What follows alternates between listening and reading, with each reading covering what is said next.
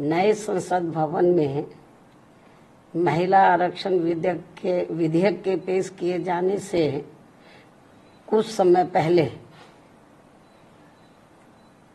इस आने वाले विधेयक के संबंध में संभावनाओं के आधार पर जो कुछ भी संदेह जताते हुए कहा था, तो वे काफी कुछ इस बिल के पेश किए जाने के बाद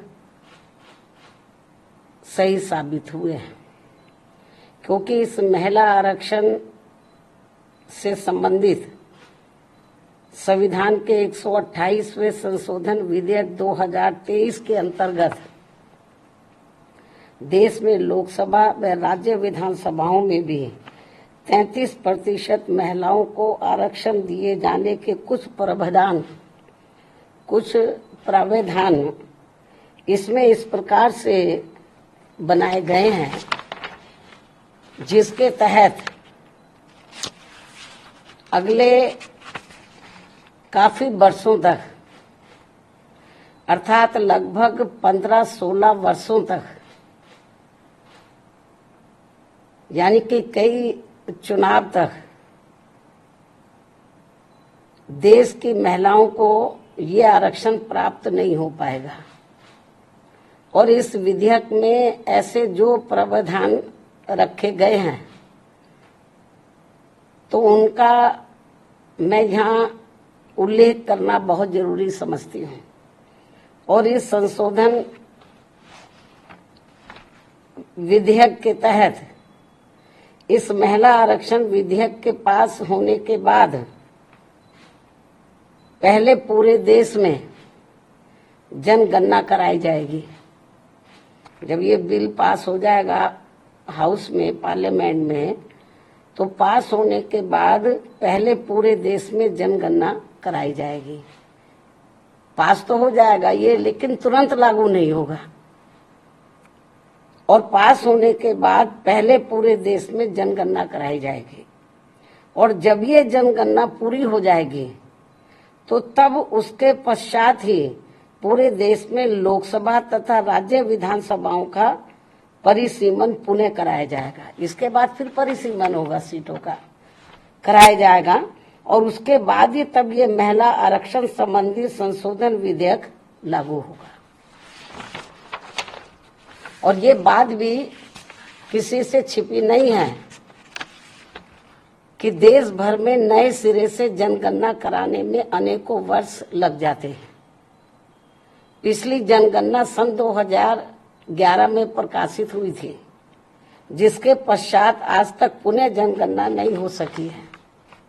ऐसी स्थिति में संविधान संशोधन के तहत इस नई जनगणना में, जिसमें अनेकों वर्ष लग जाएंगे, तो तब फिर उसके बाद ही पूरे देश में परिसीमन का कार्य शुरू किया जाएगा, जिसमें भी अनेकों वर्ष लग जाएंगे। और इस परिसीमन के पश्चात ही तब फिर ये महिला आरक्षण विधेयक लागू होगा। जबकि 128वें संशोधन विधेयक की सीमा ही 15 वर्ष रखी गई है। इस प्रकार से ये स्पष्ट है कि ये संशोधन विधेयक वास्तव में महिलाओं को आरक्षण देने की साफ नीयत से नहीं लाया गया है, बल्कि आने वाली विधानसभाओं तथा लोकसभा के चुनावों में देश की भोली भाली महिलाओं को ये प्रलोभन देकर व उनकी आंखों में धूल झोंककर उनका वोट हासिल करने की नीयत से ही लाया गया है। इसके सिवाय कुछ भी नहीं है।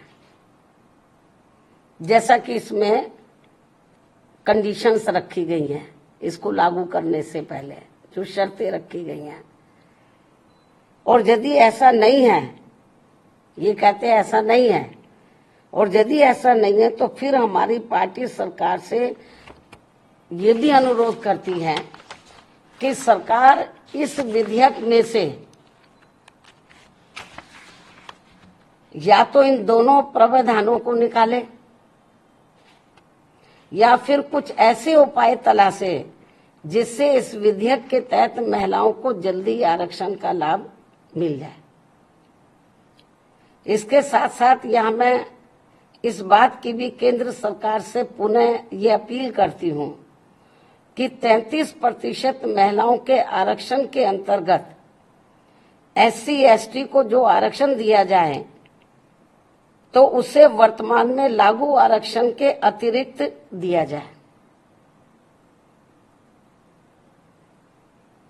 यानी कि जो पहले से इनको SC/ST को जो आरक्षण मिल रहा है तो जो इनको 33% SC/ST की महिलाओं को जो आरक्षण देना है, तो अभी तक क्या इसमें व्यवस्था है कि जो पहले से इनको SC/ST को मिल रहा है तो उसमें से 33% इनको दिया जाए महिलाओं को, और उसको 33% में जो अब लाया जा रहा है, इंक्लूड किया जा रहा है, इससे हमारी पार्टी सहमत नहीं है। बल्कि इनको ये आरक्षण अलग से दिया जाना चाहिए, 33% में दिया जाना चाहिए। इसके साथ ही देश की OBC वर्गों की महिलाओं का भी इस महिला आरक्षण विधेयक में अलग से आरक्षण का कोटा सुनिश्चित किया जाना चाहिए।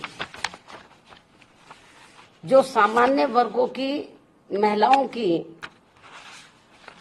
तुलना में ये अभी भी काफी पिछड़ी हुई है, और यदि इन सभी वर्गों की महिलाओं के आरक्षण के मामले में, यानी कि SC/ST और OBC की महिलाओं के आरक्षण के मामले में मेरी इस अपील पर सरकार अमल नहीं करती है, तो भी हमारी पार्टी इस बिल का इस खास बात को ध्यान में रखकर समर्थन करती है कि देश में पुरुषों की तुलना में सर्व समाज की महिलाएं अभी भी काफी पिछड़ी हुई हैं। ये वीकर सेक्शन की तो पिछड़ी हैं, लेकिन पुरुषों की तुलना में जो सामान्य महिलाएं वो भी काफी पिछड़ी हैं। जबकि महिलाओं के मामले में वास्तव में सच्चाई तो ये है कि इन्हें अभी तक जो भी अधिकार मिले हैं, जनरली महिलाओं को जो भी अधिकार मिले हैं, तो वे अधिकांश हिंदू कोड बिल के तहत परम पूज्य बाबा साहब डॉक्टर भीमराव अंबेडकर के अथक प्रयासों से ही मिले, जिसे उस समय कांग्रेसी सरकार ने इसे पूरे तौर से पास नहीं होने दिया था, जिसे फिर बाद में टुकड़ों टुकड़ों में पास किया गया। इतना ही नहीं, बल्कि इन वर्गों की महिलाओं को अलग से आरक्षण दिए जाने के मामले में पूर्व में केंद्र की रही कांग्रेसी सरकार द्वारा लाए गए बिल में भी इसकी व्यवस्था नहीं की गई थी, जिसके कारण उस दौरान ये बिल पास नहीं हो सका था।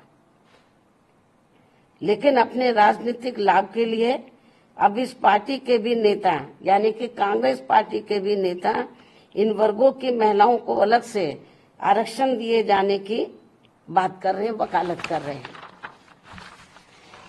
इससे साफ जाहिर है कि देश की महिलाओं को लोकसभा व राज्य विधानसभाओं में इनको आरक्षण देने के मामले में बीजेपी व कांग्रेस पार्टी एंड कंपनी के लोगों की पूरे तौर से नीयत साफ नहीं है, और ये सभी पार्टियां इसकी आड़ में केवल इनका वोट हासिल करने के लिए अपने अपने स्वार्थ की राजनीति कर रही हैं और कुछ भी नहीं है। इसलिए देश की महिलाएं ऐसी सभी पार्टियों से जरूर सावधान रहें, जिनसे इन्हें कुछ भी हासिल होने वाला नहीं है। इन्हीं जरूरी बातों के साथ ही अब मैं अपनी बात यहीं समाप्त करती हूँ। धन्यवाद।